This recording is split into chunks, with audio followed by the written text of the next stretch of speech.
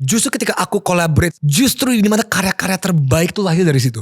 Jadi kayak your experience doesn't need to be everyone's reality gitu. Bahwa kalau gue itu membiasakan kompetisi, maka orang tuh akan lebih termotivasi. Which is itu kayak salah total.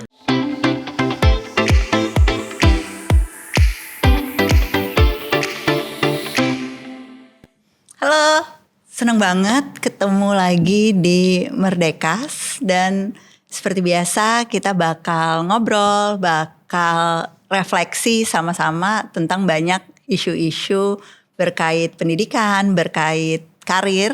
Dan hari ini ada dua teman baik yang udah hadir. Agak gue paksa sih. Enggak dipaksa. Enggak ada pemaksaan di sini dengan motivasi internal hadir untuk sukarela mendiskusikan pendidikan. Thank you banget ya Dovi, Iqbal. Terima kasih. Senang aku tahu semuanya lagi selalu sibuk, bukan lagi sibuk, emang selalu sibuk, tapi bahwa pengen datang. Dan hari ini kita bakal ngobrol sebetulnya itu dalam konteks kayak masing-masing punya karya, bekerja di bidang yang ada miripnya tapi gak 100% sama gitu ya, walaupun sama-sama digital, dan sekolah melalui proses pendidikan. Walaupun gue gak tahu sih lu SMA, S1, S2, S3.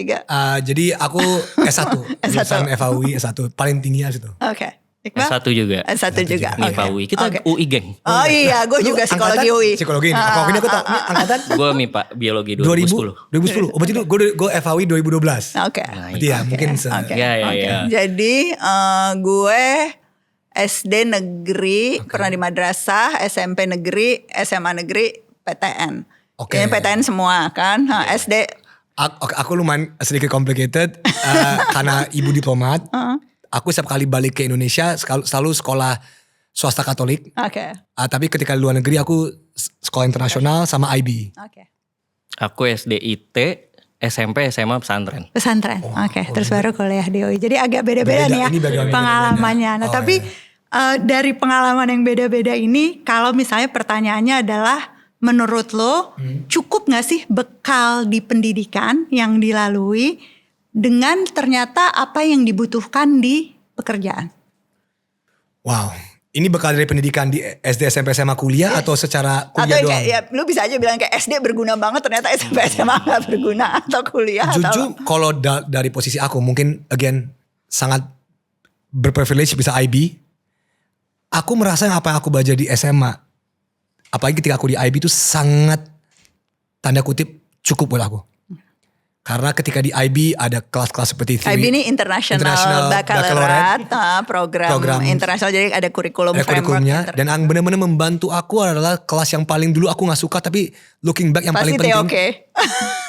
Theory of knowledge, teman-teman. Nanti kita kayaknya perlu bikin episode khusus soal itu. Jadi kayak filsafat ilmu dan logika gitu sebenarnya. Penjelasan di bawah. Dan dulu aku gak pernah suka. Tapi kayaknya itu yang benar-benar membuat pondasi aku untuk selalu mengkritisi, bertanya itu lahir di situ. Gue udah bayangin lo, gue murid-murid gue sekarang yang suka TOK, jadi gue bisa memberikan lo sebagai contoh. Ya. Penggemar Jadinya TOK, mari mentornya nih kayak gini. Jadi itu, kalau untuk aku ya, kalau untuk kuliah sendiri spesifik di FHUI, mungkin aku udah lupa soal masalah teknis, logistik dan undang-undang segala macam. Tapi lebih terhadap logika logika runtutan berpikirnya bagaimana. Kenapa undang-undang ini dilakukan? Kalau kata ini salah, apa efeknya? Jadi benar-benar logikanya sih yang benar-benar yang aku ambil sampai sekarang mau di dunia digital dan content creating aku. Jadi tetap kerangka berpikir ya. How do we know gitu ya tentang sesuatu. Itu yang benar-benar aku dapat dari FAUI. Kalau gue mungkin the whole, ini overall aja ya. Tadi gue suka banget keywordnya tuh sebenarnya fondasi sih. Yang paling berasa tuh fondasi bahwa cara belajar tuh kayak gini, ternyata sesuatu tuh bisa dipelajari dari 0, abis itu lo bisa nyampe ke 10. Itu tuh yang sangat berasa. Nah kalau yang di kampus, especially UI ya, gue gak tahu mungkin pengalaman lo mirip ya. Kalau buat gue di kampus tuh yang paling berasa adalah confidence. Confidence bahwa I can do anything as long as gue bekerja untuk itu gitu. Karena sebelumnya lo kayak ngerasanya karena dari pesantren dan sebagainya tuh lo nggak cocok nih masuk UI, sedikit banget kan anak pesantren yang masuk PTN. Gue punya kepercayaan diri itu, tapi kayak masih agak ragu gitu loh. Terus pas nyampe UI yang paling menyenangkan dan paling membuat gue sangat berpengaruh sama karir, cara gue menjalani hidup dan karir adalah ngelihat kanan kiri tuh kayak semua orang punya sesuatu tapi semuanya tuh beda-beda gitu. Kalau di UI ya, maksudnya di satu sisi gue ngelihat teman gue yang ya di MIPA ya, anak OSN gitu, Olimpiade dan segala macam, dia sukses dengan itu. Awalnya gue mungkin kayak, aduh gue punya apa ya, kayak gue nggak bisa di situ. Tapi ada teman gue yang lain, anak UI Art War, anak musik dan segala macam gitu ya. Ada anak debat, ada anak UN apa segala macam gitu, kayak everything yang beda-beda, tapi mereka bisa dengan itu. Jadi itu cuma masalah jadi pressure sekaligus motivasi buat gue, kayak berarti gue bisa nemu sesuatu buat gue sendiri juga gitu. Dan akhirnya gue ketemu juga, atau gue dengan senang hati masa-masa kampus tuh gue bersenang-senang lah. Gue ngekos di Barel. Oh, Barel. Gue di Barel. Jadi Barel itu di belakang rel. Belakang rel. Konteksnya ini kayak terlalu gitu. Terlalu internal ya, maaf. Jadi FH itu Barel itu daerah di depan FHUI. Nah, jadi gue kalau malam ngerjain tugas tuh di Selasar FH. Oke. Jadi gue sambil ngerjain tugas MIPA, gue dengerin nih anak-anak FH pada debat, anak-anak FH pada case apa segala macam tuh gue denger gitu. Jadi gue anak MIPA pun gue bisa belajar komunikasi, belajar debat, belajar ini segala macam dari anak-anak FH ini gitu. Dan mungkin di sisi lain kayak gue nongkrong kalau makan siang gue cabut lah ke Siko kemana-kemana. Jadi gue bisa dapat everything seicip-seicipnya gitu loh kayak. Dan itu penting banget gak sih? Maksudnya confidence satu hal, tapi juga kayak perspektif yang lebih luas tentang bidang ilmu yang beda-beda gitu ya. Kerangka yang beda. Kan MIPA kan mungkin kayak lu science banget gitu misalnya. Kayak. Iya, dan gue tipe anak MIPA yang merasa MIPA tuh boring gitu kayak. Gue jadi biologi tuh pilihan. Dan lu sebenarnya tipe anak pesantren dulu, terus lu tipe anak MIPA, tapi lu melihat kan lu menjadi tipe orang yang berbeda-beda gitu kayak di stage lu yang sebenarnya biologi pilihan pertama gue. Tapi terus ketika masuk kayak nggak sesuai karakter gue ternyata. Tapi gue udah terlanjur ya udah dilulusin aja. Cuma jadi selama di UI gue nongkrong sama semua dan gue belajar kayak ternyata ilmu itu banyak. Satu, kedua orang tuh beda-beda gitu. Nah itu tuh sebenarnya yang juga akhirnya jadi tadi kalau pakai kata kunci fondasi, jadi kunci fondasi yang sangat penting juga buat gue dalam menjalani karir, karena gue jadi tahu ternyata orang tuh beda-beda, cara ngobrol sama mereka beda-beda, memahami mereka berbeda-beda tuh akan membantu gue untuk bekerja sama dengan orang lain dengan lebih baik gitu. Jadi intinya tuh kita sama-sama keluar dari pendidikan terakhir gitu ya, dengan keyakinan bahwa kita punya cukup buat sukses gitu. Iya, kalau menurut aku udah iya. Jadi you were happy at that period pas wisuda atau apa gitu. Nah terus tapi begitu menghadapi kenyataan itu ugly truth-nya itu apa tuh? Kayak reality check-nya kan udah lumayan lama nih. Gue udah lulus, udah lama gue lulus 20 tahun. Terus lu lulus. Jadi kalau dalam specifically my case ya, ugly truth-nya waktu di masuk dunia content creating, menjadi YouTuber, kan waktu itu kan istilahnya ini wild west ya. Orang belum tahu ini industri apa. Ini belum tahu cara bikin duit bagaimana, menghasilkan duit bagaimana. The ugly truth was lebih ke masalah specific skills sih. Ketika aku datang kayak, ini gue harus belajar lagi ngedit video. Belum ada tim waktu itu, belum ada harus belajar ngedit. Harus tahu kamera work to apa. Very 180 derajat dari di saat itu. Aku benar-benar gak mikir, ini undang-undang apa yang harus dipakai, ini ilmu hukum apa yang harus dipakai. Tapi kayak, ini secara soft skillnya bisa gak ya untuk ngomong depan kamera, untuk ngedit video, ngerti lighting. Itu yang ugly truth-nya yang benar-benar kayak, waduh jangan-jangan benar-benar gak ada. Jangan-jangan gue gak siap gitu. Benar-benar, wah itu benar-benar scary. Tapi later on I figured out, enggak juga. Memang butuh proses tersendiri di luar itu, yang pada akhirnya aku juga lumayan sadar ketika aku udah masuk dalam dunia kerjaan. Enggak kok, basis-basis fundamental yang aku kerjakan di FHUI juga membantu kok. Tadi logika berpikir, kalau aku bikin video seperti ini apa efeknya, kalau aku pakai kata-kata ini di video ini bisa diterima orang atau enggak, itu. Jadi lebih gitu sih.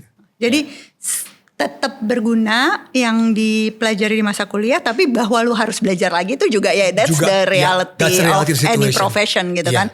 Sebetulnya. Jadi lu gak nyesel gak 4 tahun belajar ngedit video apa. Mungkin kalau buat teman-teman yang sekarang belajarnya ngedit video dan sebagainya, nanti juga mungkin harus belajar prinsip-prinsip hukum pada saat kerja. Iya sama sih, belajar ternyata harus belajar lagi gitu kan. Kayak yang dibawa dari kampus tuh tidak cukup, harus belajar lagi. Dan tapi at the same time juga ya tadi sih, karena ternyata pas di masa pendidikan tuh udah dalam tanda kutip diriku pribadi ya merasa terlatih belajar. Gue akan bisa belajar sesuatu yang belajar secara keras kalau yang gue pelajari ini gue tahu fungsinya apa dan gue suka sama hal itu gitu. Jadi akhirnya itu ke bawah juga, membantu lah gitu. Nah terus ya hal yang lain juga yang mungkin ini nggak di awal banget sih Mbak, tapi kayak agak di tengah-tengah karir. Itu ada fase di mana gue ngerasa kayak ini apa gue emang nggak sepintar orang-orang ya gitu. Jadi kayak imposter syndrome lah gitu ya. Oh iya, tuh ngerasain banget. Especially ngelihat kayak, gue udah mulai ngelihat kayak teman-teman gue, ini kayak 2 tahun, 3 tahun setelah kampus gitu ya. Teman-teman gue yang S2 udah mulai lulus. Terus mungkin ada teman-teman yang mereka jalur karirnya yang ngambil jalur karir manajemen trainee 2 tahun, 3 tahun. Kayaknya keren banget gitu ya. Udah keren banget, udah punya mobil, udah ini rumah dan segala macam gitu kayak. Teman-teman gue udah masuk law firm semua. Iya kayak ini karir gue bener gak, ini jalan gue bener Gue gak. kalau itu gue ngerasain pas ngelahirin anak pertama begitu lulus, gue enggak mudah banget kan punya anak, terus gue nggak ngerasa ya Allah gue ketinggalan banget semua teman-teman gue lagi kayak ngapain gue urusan gue cuma ganti popok dan menyusui setiap hari. Iya. Jadi kayak pertanyaan-pertanyaan kayak ini gue dalam tanda kutip ya lawan mereka gue bisa survive gak sih, kayak bener gak sih jalan gue, apa gue harus S2 juga, apa gue harus ngikutin kayak mereka ngambil jalur yang emang aman-aman aja yang karirnya jelas dan segala macam gitu. Itu ada fase itu juga gitu yang definitely that's not something I prepared di masa pendidikan gitu ya. Di masa kuliah gue gak ngerasa itu sesuatu yang harus gue siapkan gitu. Tapi itu lumayan ini banget sih. Buat gue tuh ada satu periode 1 tahun lah kayak gitu. Dan itu ngaruh banget ke performance karena gue selalu ngerasa gue cemen gitu. Gue di bawah orang-orang gitu. Dan exactly yang membuat lu merasa cemen itu karena apa? Karena lu kayak ngerasa dibandingin, karena lu I think at that time, ini kalau in my case ya, at that time startup di mana gue kerja di Kita Bisa kan, di startup waktu kita masih berempat sama 2 co-founder gitu. And then ada masa 2 tahun 3 tahun kemudian nih orangnya udah mulai bertumbuh nih, udah 40-50 orang. And then mulai datang nih ex Gojek, ex Traveloka, ex McKinsey, ex whatever yang compare to myself. Beda banget backgroundnya. Gue gak punya background pekerjaan apa-apa ya, gue cuma punya ini doang gitu pengalaman gue gitu. Terus mereka come up dengan framework, woi apa nih kalau di Gojek tuh kita mikirnya kayak gini nih, pada framework ini ada ini, kayak which is something yang buat gue di satu sisi kayak keren banget ya, ternyata bangun perusahaan, bangun bisnis itu ada frameworknya, ada cara kerjanya gitu. Tapi di sisi lain gue juga kayak, lah gue selama ini jalanin bener apa enggak ya gitu. Jadi kayak apakah gue selama ini emang sebego itu dalam tanda kutip gitu ya, jalanin hajar bleh aja gitu ya. Itu yang fase itu yang mungkin bikin gue jadi mempertanyakan diri gitu sih. bahwa lu meragukan diri itu karena sebenarnya kan lu kayak lagi mau melalui proses belajar yang lain gitu kan. Betul. Jadi kayak bukan si confidence yang lu punya itu sebetulnya yang hilang, tapi emang di proses belajar tuh selalu ada kayak apa ya, rasa bahwa ini tuh kayak agak reachable tapi nggak terlalu reachable gitu. Jadi itu kayak that's the kind of challenge yang emang dibutuhkan gitu. Which in the beginning I didn't know itu fase yang harus gue lalui. Jadi kayak di awal gue ngerasanya kayak emang lost aja. Oh emang gue tersesat nih, emang kayaknya salah gue deh. Emang gue kayaknya kurang belajar, kurang baca, kurang sekolah dan segala macam gitu. Tapi si gelisah itu sih yang bikin lu tumbuh. Maksudnya orang nggak tumbuh kalau misalnya nggak gelisah gitu kan. Correct. Malah gue kalau kayak di tim itu gue selalu bilang gue ini kayak dengan sengaja deconstruct stability gitu. Kalau kayaknya udah kelamaan deh di sini, lo kayaknya udah terlalu nyaman deh, lo kayak perlu kayak tantangan yang lebih buat terus belajar. Tapi gue mau elaborate dikit karena tadi Iqbal sempat bilang kayak ngelihat orang lain gitu ya. Tapi pada saat lo ngelihat orang lain tuh dorongan lu tuh pengen ngalahin dia atau sebenarnya lu oke, ini target gue sendiri. Terus gue mau jadi lebih baik nih buat kepentingan si organisasi gue. Karena itu tuh kayak dua hal yang itu dua hal yang beda tuh. Kalau kita di pendidikan tuh kita bilangnya ada yang ego orientation. Jadi gue tuh mau ngelakuin sesuatu tuh to boost my ego, bahwa gue tuh kayak lebih baik daripada orang lain tuh jadi goal gue. Ada lagi orang yang mastery orientation. Jadi dia tuh yang kayak pokoknya gue mau lebih baik karena menurut gue ya gue harus lebih baik, harus dapat tantangan. Ada tipe ketiga sih, which is gue yakin bukan lu berdua, itu task avoidant gitu. Jadi gue nyari yang paling gampang, gue lengkap aja. Kalau bisa gue mager aja dan gak ngapa-ngapain. Coba lu pikirin ya, lu mastery atau ego, tapi kita cut dulu deh. Kita lihat jawabannya di segmen berikutnya. Mastery, ego? Mungkin specifically kalau di case aku, karena aku mempunyai kakak yang sangat hebat. Seperti Kajo. It was always like, lucunya mama sama papa tuh gak pernah mengadu kita berdua. Gak pernah kayak Andovi harus lebih pintar, Jojo lebih pintar. Enggak. Tapi karena aku punya kakak yang hebat, aku tuh selalu merasa kayak, wah kalau gue gak show up, wah gue bisa dianggap lebih buruk daripada saudara gue sendiri. So it started with ego. And then when you went into the entertainment industry, there's numbers. There's views, there's likes, ada konten kreator lain. So at the start, and I was very young, baru masih semester 5 FAW juga masih sembari content creating. I was very confused as well. Kayak apakah gue ngakuin ini untuk ego, untuk the views and the likes, untuk mengalahkan Kajo atau enggak. Tapi lama-lama aku sadar seiring dengan perjalanannya waktu, justru ketika aku sama Kajo bekerja sama, justru ketika aku collaborate sama konten-konten kreator teman aku lain, Chandra Leo segala macem, justru di mana karya-karya terbaik tuh lahir dari situ. Tapi di awal-awal when you look at it in a micro sense kayak, oh enggak, gue harus lebih, gambar gue harus lebih bagus, video gue harus lebih lucu, gue harus lebih oke di video ini dibanding Kajo. Tapi lucunya, ironisnya, nggak ironis justru. Emang seyogianya ketika kita bekerja sama, karya-karya terbaik aku tuh selalu terjadi ketika bukan aku yang kerjain, tapi bareng-bareng. Tapi it took time to get there, it really took time. When I was younger maybe I didn't realize, tapi iya nih. Itu sih, itu kalau dari sisi aku. Gue sih ngelihatnya karena emang di dunia pendidikan dan di dunia kita itu tuh si ego orientation tuh jauh lebih digembar-gemborkan. Jadi kayak dalam banyak situasi tuh kayak kita tuh kayak dipaksa untuk bersaing sama orang lain walaupun kita sendiri tuh enggak kayak gitu sebetulnya. Jadi maksudnya lu beruntung banget bahwa lu kemudian kayak bisa dapat kesempatan kerja sama gitu ya, terus lu ngerasain ternyata nih lebih bagus, lebih produktif, hasilnya itu lebih nunjukin si mastery dan si expertise, karena semua risetnya tuh bilang gitu dong. Jadi si kerja sama itulah yang pada akhirnya tuh akan membuat orang tuh mencapai si mastery dan mencapai si karya-karya terbaiknya. Iya sih. Pengalaman lo? Iya. Oh dikit tadi karena lo nyebut Kajo. Kajo kan anak MIPA. Iya, Kajo anak MIPA. Kajo anak MIPA. Kajo anak MIPA 2009. Lu juga pengen mengalahkan Kajo. Ya. Enggak, gue ingat. Ini Kajo, kita mengalahkan Kajo di belakang. Enggak, Kajo kan 2009 kan. Gue inget 2009 apa 2008 gue lupa. 2009 saya inget gue. Fisika. Gue ingat ada Mapres, pemilihan Mapres di MIPA, terus kayak ada si kandidat-kandidat ini tuh presentasi. Salah satunya tuh Kajo. Oh, gue gak tahu ini. Namanya Jovialda Lopez, which is sangat beda di MIPA gitu ya. Terus kayak presentasi pakai kemeja kayak gue, kancingnya dibuka 2. Di MIPA gitu, kayak presentasi fisika kayak.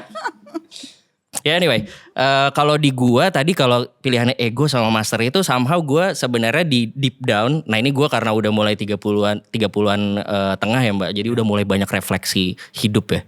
Jadi gue tuh lagi banyak inner work, ngeliat dan mempelajari dan mengamati dan mencoba menyembuhkan luka-luka gue gitu.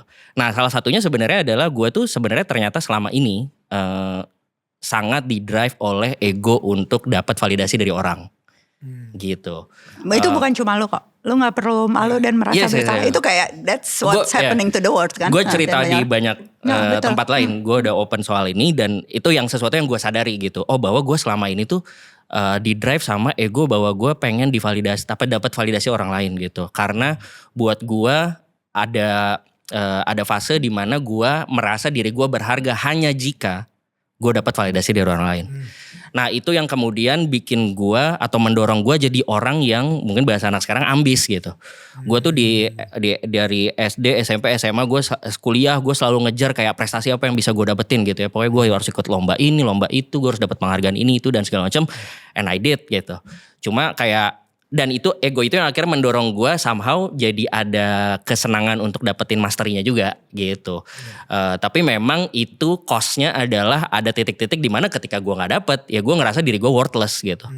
Ketika gue kalah, gue kayak I'm so mad to the world gitu. Kayak ada gue waktu itu pernah lomba bisnis zaman kuliah, bisnis case study, gue kalah, terus gue ngerasa kayak yang menang ini. Terus gue marah banget sama yang menang dalam hati gue gak ngelempar ke siapa-siapa. Terus 1 tahun kemudian gue ngelihat bisnis si pemenang ini juga gak kemana-mana. Terus gue kayak tambah marah lagi karena kan tuh kan coba gue yang menang. Kayak bisnis gue mungkin akan jalan dan segala macam gitu. Jadi itu di drive sama si ego itu tuh. Konsekuensinya somehow itu membantu gue mendapatkan banyak hal yang baik juga in the end gitu. Tapi at the same time kayak costly juga karena bikin gue jadi ngerasa bahwa diri gue tuh berharga hanya jika punya prestasi, hanya jika dapat achievement, hanya jika gue ranking, hanya jika IPK gue sekian, hanya jika gue dapat piala medali ini itu dan segala macam gitu. Which eventually makin dewasa gue makin realize bahwa itu itu pola yang salah dan sesuatu yang tidak sehat juga gitu. Nah kalau mastery tambahan dikit lagi, kalau mastery gue tipe orang yang gue hanya bisa belajar sesuatu dengan sangat baik dan bikin sesuatu yang sangat baik kalau gue punya confidence terhadap apa yang gue kerjain ini gitu.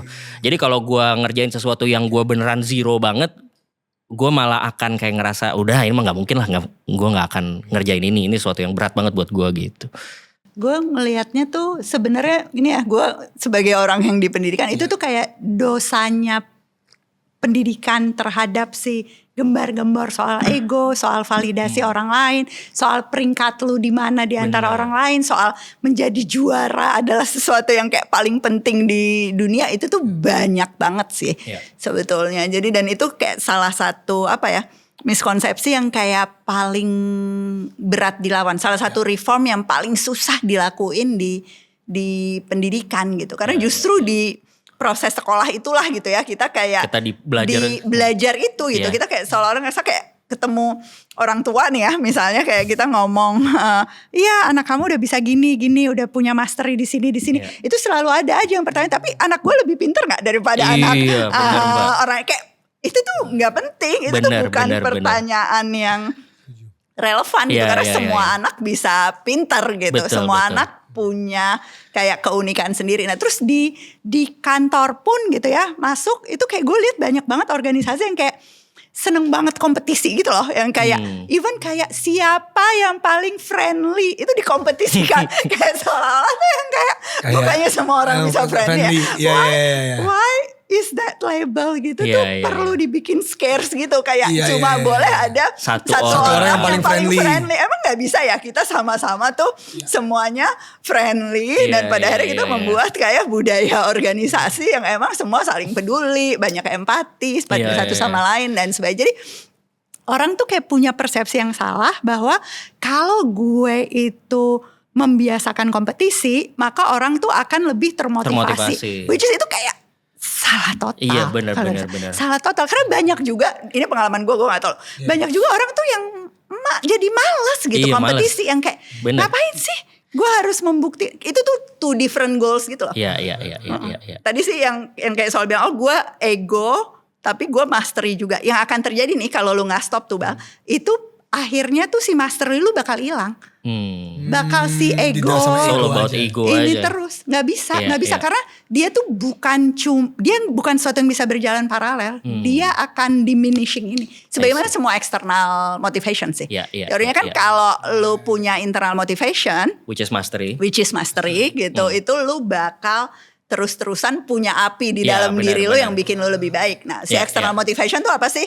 Ya menang dari orang lain, si ego ini ya si duit, ya si likes, viewers dan sebagainya gitu. Itu bakal pada akhirnya nih si internal drive yang ada dari lahir dan memang si ininya manusia gitu ya, fitrahnya manusia itu bakal mati karena digantikan oleh yang lebih cepat. Gitu. Nah itu sih mbak, gue pengen nanya juga ya, karena kayak misalnya tadi contoh kantor gitu ya, ketika kantor kayak mereka sebenarnya goalnya adalah gue pengen motivate atau misalnya pengen inject in this culture, misalnya tadi culture of friendliness misalnya gitu ya. There is two path tuh. Path satu adalah gue pengen lihat resultnya in the next 3 months gitu. Which is that's why makanya salah satu cara tergampang adalah gue bikin kompetisi gitu kan. Karena ketika gue bikin jadi kompetisi ada skornya gini, gue bisa cepet tahu ini bekerja atau enggak, gue bisa report ke bos gue nih beneran nih culture kita udah ini karena ada 3 orang yang skornya di atas sekian misalnya gitu kan. While at the same time ada approach kedua yang gue nggak tahu approach-nya pasti lebih complicated dan jangka panjang, tapi ya jangka panjang gitu kayak nantinya secara misalnya ini di level teknis banget kayak orang HR jadi ditanya, lu kerjanya apa sih? Culture friendliness-nya lu injek dengan cara apa? Oh gue bikin ini mas gini. Ya tapi resultnya ketemu kapan gitu kan. Nah itu kan kayaknya di pendidikan kayak gitu juga ya. Iya kayak, banget. Karena scoring itu kan bikin kita jadi cepat ngelihat oh ternyata gue bayar 20 juta buat sekolah nih hasilnya begini gitu kan. Well at the same time kalau nggak digituin gue bayar 20 juta anaknya jadi apa gitu kan. Sebenarnya kata kunci yang lu bilang sih, itu kayak short term goal versus long term goals kan. Kalau lu kompetisi itu seolah-olah lu dapet di jangka pendek gitu. Motivasinya itu bukan gak efektif sebetulnya. Dia efektif tapi untuk jangka yang sangat pendek gitu.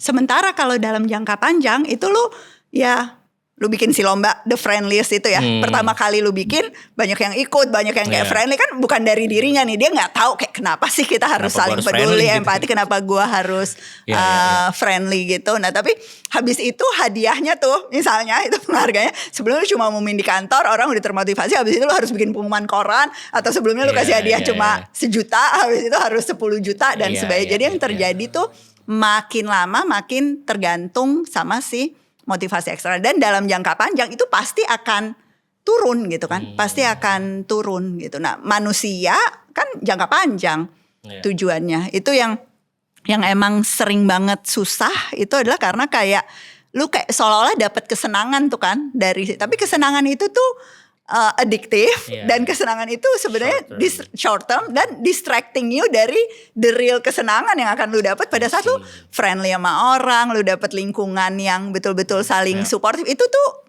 rewarding banget. Oh temen gue tuh benar-benar peduli sama gue, bukan cuma karena dia kayak kepingin menang jadi divisi yang paling friendly gitu. Emang short term, long term semua sih, sampai isu lingkungan kan juga gitu. Bener. Short term Short-termnya apa atau long term? Atau long term gitu. Kalau lu compete ya lu ekstraktif aja gak sih? Ngapain lu restoratif? Ngapain lu kayak membayangkan ekonomi yang lebih sirkular dan sebagainya. Karena gue ya sekarang aja gue mau. That's the reality of life gitu sebenarnya. Dan yang kalau bikin gue paling sedih kayak gue bilang tadi, that broken system dan miskonsepsi itu yang justru di-reinforce sama pendidikan. Jadi kita mutus cycle-nya tuh gimana? Kalau misalnya sekolahan, kampus dan sebagainya justru kayak gitu terus. Sangat kompetitif gitu. So would you say, misalkan ya kalau kita dalam perspektif pendidikan ya, misalkan anak sekolah, would you say the long term goal atau result yang bisa kita lihat adalah jikalau anak ini lulus sekolah, kuliah, dia tetap mau belajar dan tetap curious? Iya banget dong. Jadi that's one of the indicators yang kita bisa, oke misalkan ada anak pintar di sekolah atau whatever, dia curious di SD, dia curious di SMA juga curious, kuliah curious, kerja masih curious. Masih curious ya. Karena lifelong learningnya itu kan yang jadi kunci. Karena kayak di dunia yang penuh ketidakpastian, satu-satunya cara lu sukses dalam tanda kutip adalah dengan terus bisa belajar, terus curious, bisa beradaptasi dan sebagainya. Jadi makanya lu jangan happy gitu. Kalau misalnya kayak lu mencapai satu titik tapi sebenarnya lu gak dapet skill. Exactly like what you said earlier sih sebetulnya. Tetap punya struktur berpikir, bisa. Iya. Tapi gue jadi tambah mau nanya lagi. Kok jadi kita nanya. Iya, tapi gimana ya Mbak? Karena maksud gue, especially di pendidikan ya. Karena pendidikan tuh sangat tidak terlihat resultnya kan. Sebenarnya ya, gue kan di Kita Bisa juga ngerjain banyak banget. Ketemu sama teman-teman banyak banget isu. Salah satu yang paling challenging kan sebenarnya pendidikan juga gitu. Karena tapi menurut gue tuh tidak terlihat karena lo ngelihat ke tempat yang salah gitu loh. Nah itu, karena kan tadi lo ngomong keywordnya system, broken system kan. We want to fix the system. Meaning yang harus berpikiran seperti ini kan tidak satu kelompok atau segelintir doang gitu ya berapa persennya. Tapi kayak ideally semua stakeholdernya. Especially the biggest stakeholders which is government gitu. How do we make sure atau gimana kita bisa convince bahwa sebenarnya lu lihatnya yang jangka panjang dan ini tuh if we consistently do this, karena konsistensi pasti yang paling susah kan. If we consistently do this 10 tahun, 20 tahun, it will get there. It will get better. Ya pertama sih kalau gue pikir yang namanya pendidikan itu harus dilihat sebagai collective goals dulu sih. Sekarang tuh kita semua tuh kayak ngelihatnya pendidikan tuh kayak personal investment. Gue bayar supaya anak gue jadi paling pinter, supaya anak gue jadi juara, supaya anak gue menang. Maksudnya kalau anak lu jadi masih berprestasi kampus atau apa, tapi kayak gak semua dan setiap anak Indonesia itu punya prestasi, bisa dapat kesempatan yang sama, ya negara ini tuh nggak bakalan maju juga. Dan gue ini stakeholder terbesarnya tuh bukan pemerintah sih, stakeholder terbesarnya tuh orang tua, si muridnya itu sendiri dan sebagainya. Tapi ya semuanya harus kayak kerja barengan buat si perubahan paradigma ini kan. Cuma yang menurut gue paling penting tuh sebenarnya justru contoh-contoh dari orang kayak lu sih, lu berdua yang bukan orang pendidikan, dan itu alasannya kenapa gue kayak di Merdekas tuh kayak selalu mengundang orang yang bukan orang pendidikan, dan udah nunjukin kayak dalam proses berkarirnya tuh ternyata it's not about competition kok, it's not about kayak validating my ego gitu ya, untuk pada akhirnya bisa punya kemampuan berkarya dan beradaptasi gitu. Iya bener, kayak specifically in my area of work, the moment I am the happiest itu bukan ketika misalkan video dapat jutaan views atau likes atau whatever. Moment I'm happiest kadang-kadang video yang tanda kutip viewsnya dikit, tapi aku lihat karyanya dan aku bahagia. Iya betul. It's a very specific thing dimana I don't care about the external validation. Kok karya ini bagus, gue bisa nonton ulang terus, gue bisa ketawa, gue bisa nobar bareng teman-teman gue di rumah. Tapi ya but to get to that point juga butuh waktu, maturity. Mungkin di awal-awal aku kayak enggak, gue butuh minimal 500,000 views, 1 juta views. Tapi lama-lama kayak enggak, man. Kadang-kadang karya terbaik tuh yang benar-benar without all that you can be happy with what you see gitu kan. Nggak, dan karya terbaik itu kan sebetulnya yang paling bermanfaat kan. Iya, where you contribute the most. Gue Bener. tuh kayak concern banget kayak soal competition to get view, Iya, to itu get sama. attention. Aku dari dulu Nggak, selalu speaking karena apa? Karena sama pada banget. akhirnya it's the society yang lost. Jadi Yes. pada akhirnya Bener. kualitasnya Setuju. jadi Iya. hilang Iya, kan. setuju Ya banget. kayak lo Iya. kayak ya dunia jurnalisme juga Iya, sebenarnya kan sama. jadi hancur karena Betul, karena harus views. itu karena Iya. ada kompetisi yang pada akhirnya kayak Harus ngalahin dapat si klik. collective Iya. goalsnya itu Iya, kan iya, collective iya, goalsnya apa sih? Collective goalsnya yang orang dapat informasi yang Masih reliable, inform, yang ya. ini dan sebagainya. Tapi kalau terus lo menggantikan si collective goals itu dengan si goal goal gua gua, sendiri yang buat ini, pada akhirnya no one is actually working for the collective goals gitu. Iya. Yeah. There's a term that I like, nama termsnya genius. Apa? Sinius. Bukan genius tapi genius. Jadi genius tuh kayak sekumpulan orang genius lah kasarnya gitu ya. Oh, sekumpulan orang jenius, senius. Genius, SCENIUS. Jadi kayak kayak misalnya salah satu contohnya sebenarnya masa keemasannya nih kalau ngomongin sains sebagai sarjana sains. Oke, cocok. Apa kan ada Bukan tuh ijazah masanya palsu. ada Einstein, ada Marie Curie dan segala macam. yeah. They can thrive everyone in their own field karena sebenarnya mereka ketemu dan bareng-bareng kerjasama. gitu. Iya, Jadi iya, kayak iya. mereka walaupun kayak Einstein ngerjain apa, Marie Curie ngerjain apa, yang lain ngerjain apa. Kan ada tuh satu foto legendaris yang Ya, semua semuanya. Nggak usah Einstein, ada risetnya. Ya. Nanti gua tulis, gua lupa ini ya. Tapi mereka tuh ngelihat nyari kerja aja deh, nyari kerja. Jadi ada satu kelompok yang dibilang bahwa untuk mendapatkan lowongan pekerjaan ini lu harus berkompetisi satu sama lain. Terus ada satu kelompok lagi yang dibilang untuk mendapatkan lowongan pekerjaan ini lu harus bekerja sama satu sama lain.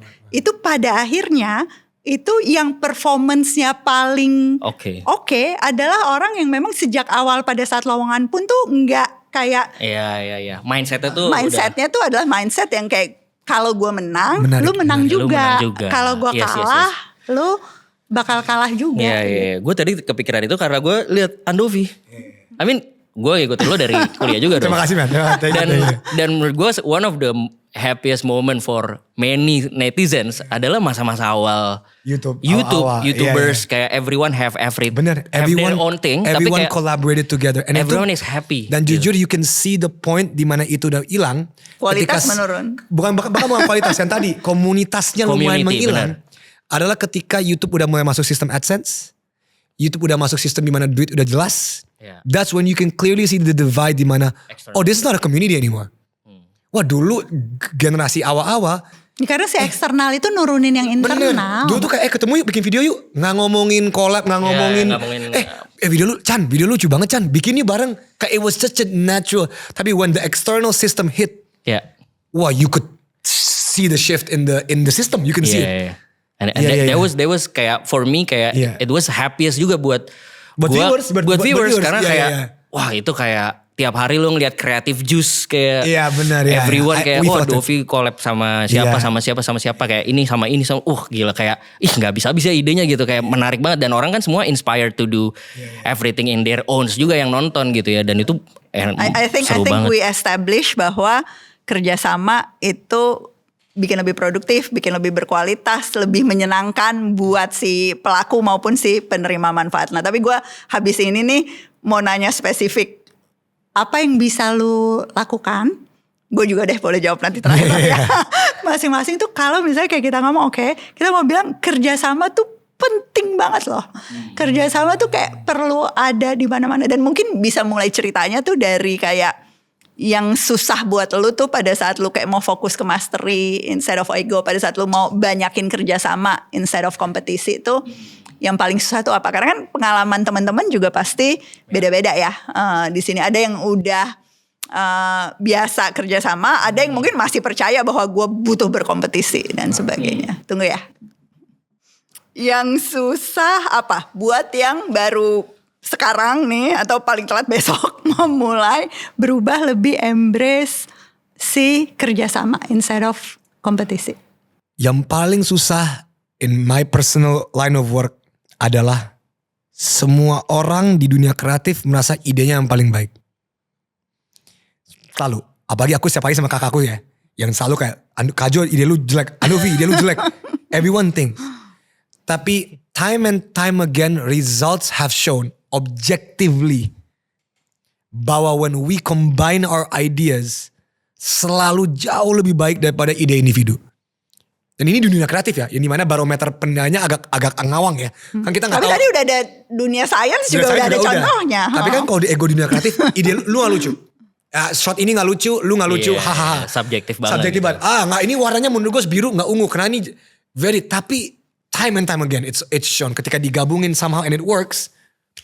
It works. Nah, untuk ngegabungin tadi selain merasa bahwa kerjasama itu penting, itu apa? Lu butuh apa? One of the things Kajo and I learned personally adalah ketika kita ngabungin ide kreatif, kita nggak boleh berasumsi bahwa ide itu ditujukan untuk menegasikan ide yang lain. Jadi itu foundation yang penting. Kalau gue ngomong bagusan ini biru, bukan berarti gue ngomong warna ungu lu jelek. Tapi it was a mutual understanding di awal. Oke, apapun ide yang kita ngomong bukan berarti gue ngomong ide lu jelek ya. So jadi don't take it personally. It's just an idea dan semua orang punya. Benar. Dan when you combine it itu lu juga jangan merasa tidak tervalidasi. Betul. Pada saat ide lu gak diterima. Karena tujuannya adalah tujuan sama-sama. Untuk membuat video yang bagus ABCD. Tapi it took that understanding untuk kayak bukan berarti kalau gue ngomong ide gue A, bukan berarti ide B lu jelek. Tapi proses untuk nyampe tahap itu. Gue jadi inget satu riset lagi yang bilang, jadi dari awal tapi lu startnya udah dengan rasa percaya bahwa ya ini lu agak kurang ini sih konteksnya si kakak lu. Tapi kayak secara umum itu si temen lu itu juga willing untuk kerjasama gitu. Kalau lu mulainya dengan perspektif bahwa kayak gue adalah kompetitornya dia dan dia ingin mengalahkan gue dan sebagainya, itu tuh kata risetnya itu self-fulfilling prophecy. Jadi kayak self-fulfilling prophecy, jadi kayak the more you see other people as your competitor gitu, malah lu jadi akan makin percaya bahwa ini kompetisi dan itu kayak terus aja. Tapi kalau lu mulai dengan paradigma kayak nih temen kerja gue nih, gue bisa kerja sama dia dan sebagainya, then you will get the experience of cooperation yang pada akhirnya rewarding dan lu makin yakin, terus lu melihat dunia ini sebagai bisa nih kerja barengan gitu. Gue gak mau matain ya, tapi I want to acknowledge Mbak bahwa gue tuh orangnya sangat optimis, naif, dan punya privilege memang diberkahi dengan pengalaman bekerja sama orang-orang yang tepat, yang sama, yang align gitu ya. Jadi rasa percaya yang tadi Andovi bilang tuh bisa kebangun gitu. Nah cuma gue juga realize ternyata, karena gue sering nulis, gue sering share tentang perspektif-perspektif kayak gini, di luar sana banyak orang yang punya pengalaman justru ya tadi sih karena merupakan sistemnya orang tuh banyak yang emang nggak bisa percaya sama rekan kerjanya karena emang ditusuk dari belakang, dikhianati dan segala macam, kayak that happens gitu. Betul. Yang buat gue di awal-awal karir tuh kayak masa sih, soalnya di kantor gue nggak kayak gitu. Jadi kayak gue somehow agak naif ngelihat dunia karena gue nggak ngelihat referensi. Dan gue jadi awalnya gue ngerasa orang lain tuh kayak, lu kok negatif banget sih gitu, kayak enggak kok nggak kayak gitu. Tapi ternyata memang realitanya di lapangan banyak yang kayak gitu. Tapi yang lu harus hati-hati tuh realitanya kayak gitu tuh nggak berarti itu normal.